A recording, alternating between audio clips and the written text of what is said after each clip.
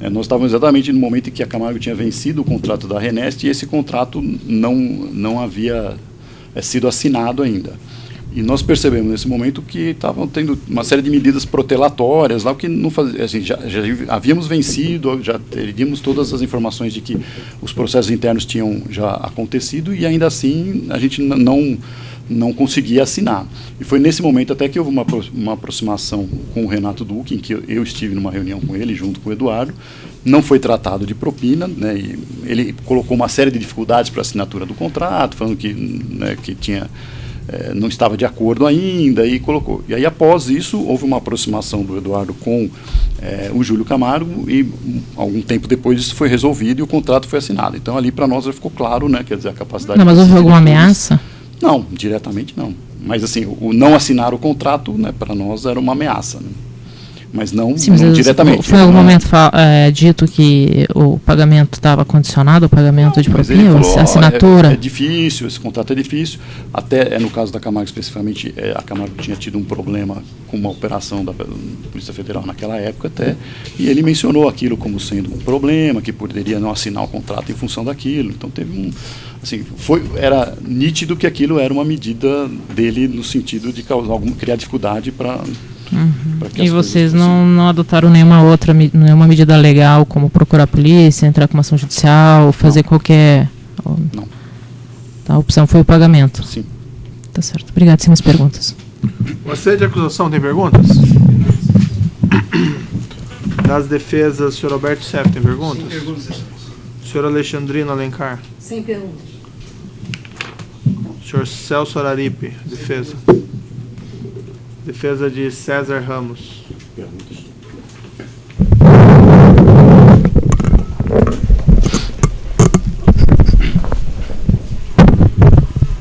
Boa tarde. O senhor poderia declinar quais são as relações institucionais entre a Camargo Corrêa e a Odebrecht? Olha, institucionais são duas das maiores construtoras aí, talvez, assim, entre diretores haviam relacionamentos aí, né, quer dizer, eu tinha alguns relacionamentos com diretores da Odebrecht, e alguns outros diretores da Camargo também tinham. Não sei bem qual a pergunta, o que são essas relações institucionais? Boas ou ruins? Tem de tudo, tem situações em que nós fomos sócios, em que tivemos boas relações, tiveram situações de grandes disputas com a Odebrecht. Há litígios judiciais ou houve litígios judiciais entre Camargo e Odebrecht? Diretamente eu acho que não. O senhor conhece César Ramos Rocha? Não conheço. Sem mais perguntas. Eduardo de Oliveira Freitas, defensor. Marcelo Odebrecht. Márcio Faria da Silva. Excelência. Doutora Cavalcante, na defesa de Márcio Faria. Senhor Dalton, por acaso, o senhor se recorda de reuniões que foram realizadas também por algumas dessas mesmas empresas que o senhor já mencionou, mas para um assunto absolutamente distinto, discussões acerca do fator previdenciário, a criação de um grupo de estudo entre as empresas para discutir essa questão do fator previdenciário, excesso de greves nas obras. O senhor está lembrado dessa pauta de discussões? Sim, também tiveram reuniões nesse sentido. O senhor se recorda se alguma dessas reuniões, onde é que elas foram realizadas, ou com que periodicidade, mais ou menos o ano? Olha, o ano eu não sei precisamente, mas teve reunião na UTC sobre isso. Acho até que chegou a ser criado um grupo de trabalho que tinha a finalidade de participar desses estudos aí com relação a alguns aspectos de contratação das empresas. Tiveram reuniões. Obrigada. Augusto Roda Botelho, por Marcos Faria, só uma pergunta. O senhor disse que vocês monitoravam eventuais empresas... Perguntas mais específicas. Empresas de fora do suposto clube chegaram a ganhar alguma licitação? Sim, no caso da Camargo mesmo, né, quer dizer, existia um contrato no Compeg. A Camargo não teve contrato no Compeg, porque o contrato que ela, em princípio, seria o dela, foi ganho pela Lusa, que era uma empresa que estava fora do grupo que discutiu. Todas as demais empresas apoiaram e a Lusa não apoiou. A defesa de Paulo Costa. A defesa de Paulo Bogossian. Com perguntas, excelentes. Pode alcançar o microfone, por gentileza?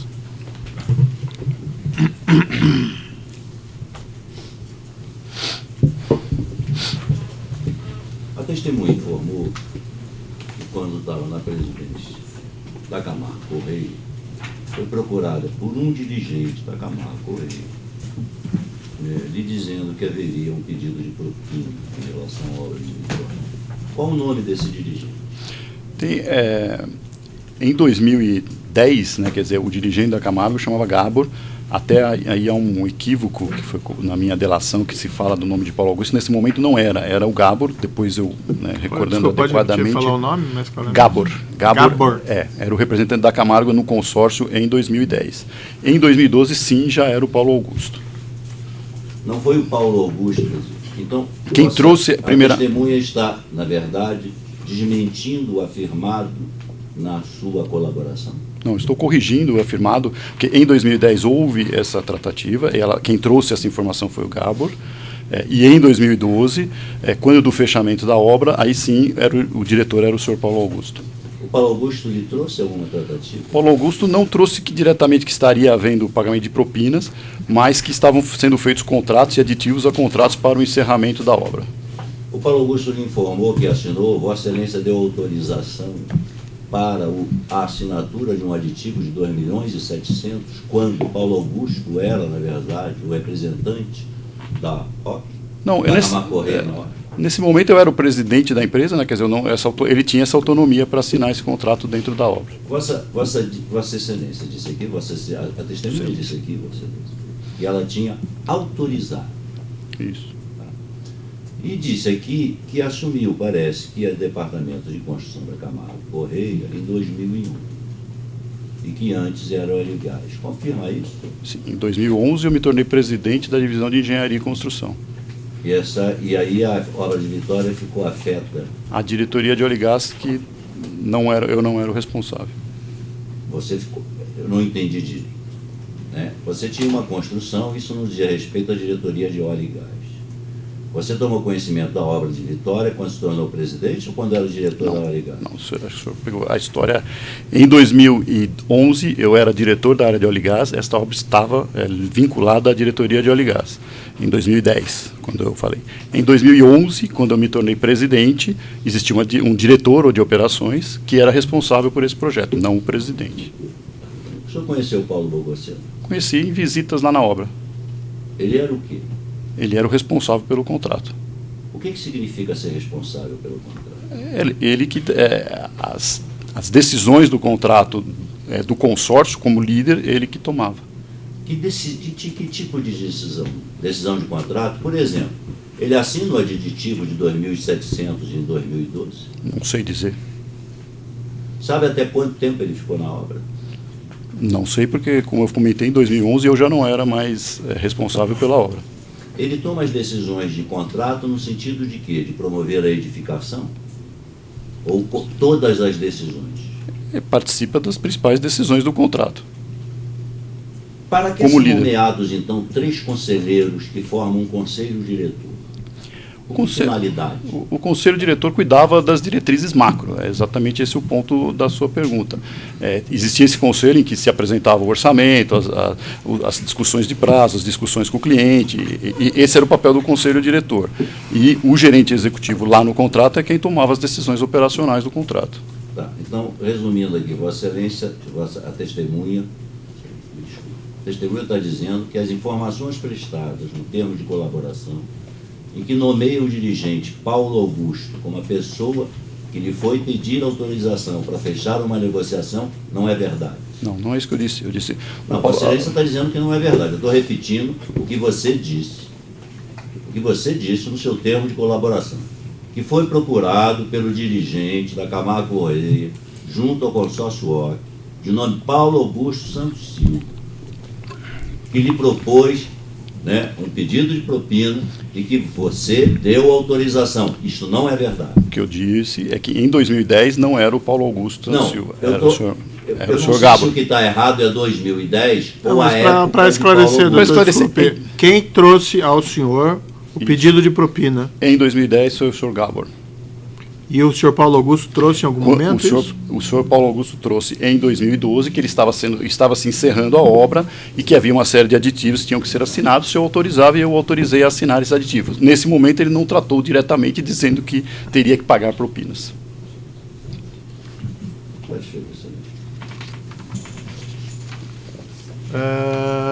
O senhor Pedro Barusco. Sem perguntas, excelência. O senhor Renato de Souza Duque. Sem perguntas. O senhor Rogério Santos de Araújo. Sem perguntas, excelência. Então, esclarecimentos aqui do juiz muito rapidamente. O senhor falou várias vezes divisão de mercado entre as empreiteiras, mas então, só para deixar claro, faziam as empreiteiras ajustes de licitações entre elas da Petrobras? Sim, elas dividiam as obras, né, quer dizer, dentro desse grupo e se definia quem seria o vencedor de cada uma das obras. O senhor sabe me dizer quantas reuniões aproximadamente o senhor participou?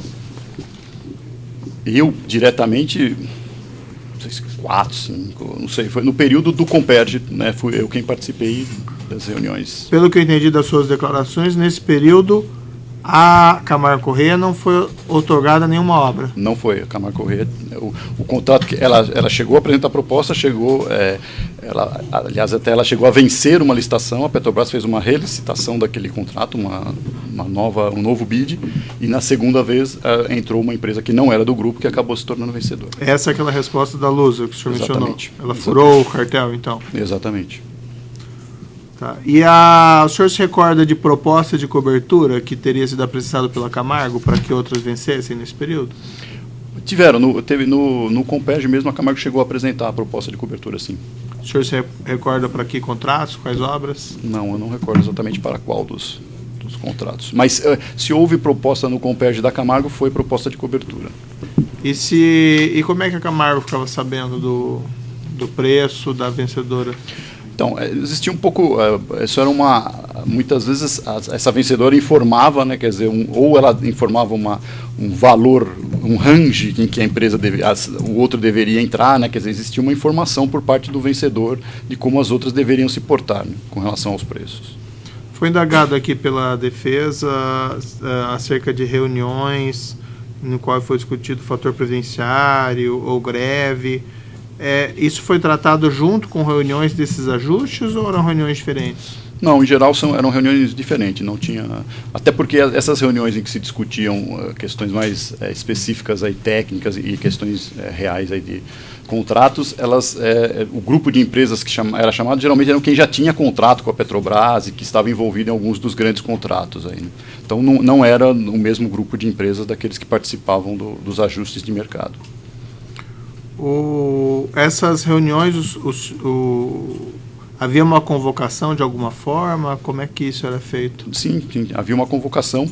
Essas de grupo de trabalho, acho que quem coordenou... Não, as de ajustes.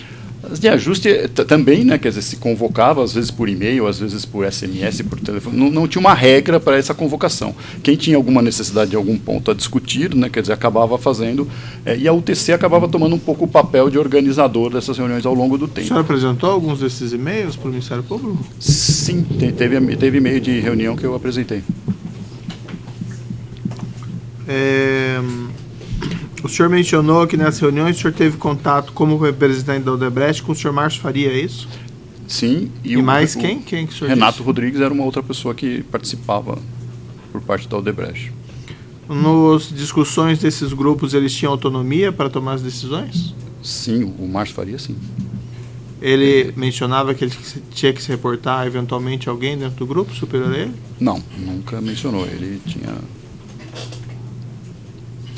Esse consórcio do prédio administrativo de Vitória, essa foi uma obra contemplada às 3 empresas por conta desses ajustes?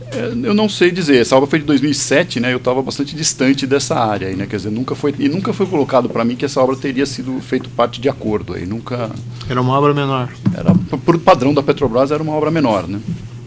Pelo que eu entendi, apesar desses ajustes, nem sempre isso funcionava na prática. O senhor diz de... Entre as empreiteiras. Não, quando estava dentro deste grupo e as empresas convidadas eram exatamente as deste grupo, funcionava, né? Não havia... O senhor mencionou outra que houve um furo de uma empresa de fora. foi o no Comperj, né? Quer dizer, que acabou a empresa que foi convidada posteriormente pela Petrobras e que desrespeitou o acordo. Né? Nas reuniões que o senhor participou, o senhor se recorda de alguma obra que teria sido contemplada pelos esses ajustes à Odebrecht? Sim, acho que da mesma forma que a Camargo, né, quer dizer, a Odebrecht tinha sido atendida também nas obras da Renest. Ela também tinha grandes contratos na Renest. Então, a posição dela no mercado, quando das discussões do Comperj, era parecida com a da Camargo. Era uma empresa que já tinha sido atendida e que teria contratos mais à frente, não seriam os primeiros contratos do Comperj. E o senhor sabe se depois foi outorgado a ela algum desses contratos do Comperj? Sim, o Pipe Hack ela acabou vencendo dentro desse acordo. O senhor se recorda esse do Pipe Hack? Sim.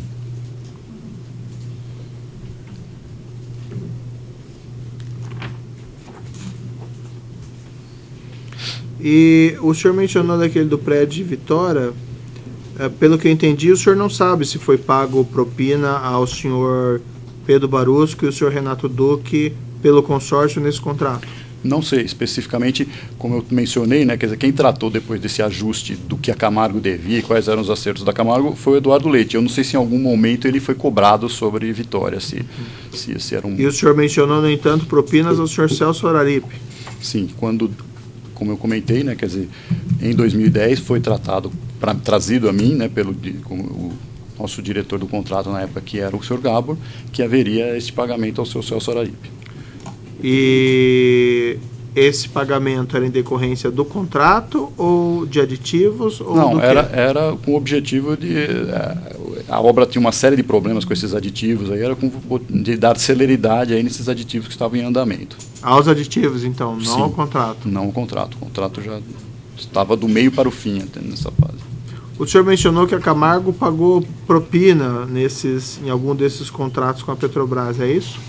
Sim, para as diretorias de serviço e abastecimento, né? E essa era uma prática só da Camargo Correia ou as outras empresas também efetuavam pagamento? Não, a informação que tínhamos de mercado era que todas pagavam, né? Quer dizer, isso era possível se constatar pelas negociações que se tinham. E aí, como eu já falei, quem cuidava disso diretamente era o Eduardo Leite, mas através do Júlio Camargo e do próprio Alberto Youssef, era claro que existia esse pagamento por parte de todas as empresas. Aí. O senhor mencionou antes informações de mercado, o que o senhor quis dizer com isso? Em conversas, né, com outras empresas, essas com a própria questão com o Youssef, quando ele nos cobrava dizendo que outras empresas já tinham pagado, que ele já tinham acertado, que não havia...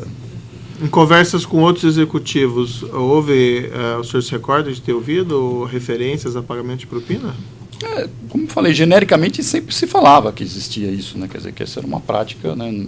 Mas eu não consigo precisar um executivo num dado momento, mas assim... Então, entre os executivos havia esse comentário geral? Sim. O senhor se recorda de ter tido alguma conversa dessa espécie com algum executivo da Odebrecht? Não, diretamente, eu acho que nessas reuniões certamente sim. Né, houve essa conversa. Né? Não, o senhor não se recorda? Não, de um dia específico que eu possa mencionar, eu não me recordo. Mas o senhor recorda de efetivamente ter tido essa conversa? Sim. Que haviam esses compromissos, né, com as diretorias e que as empresas tinham que pagar.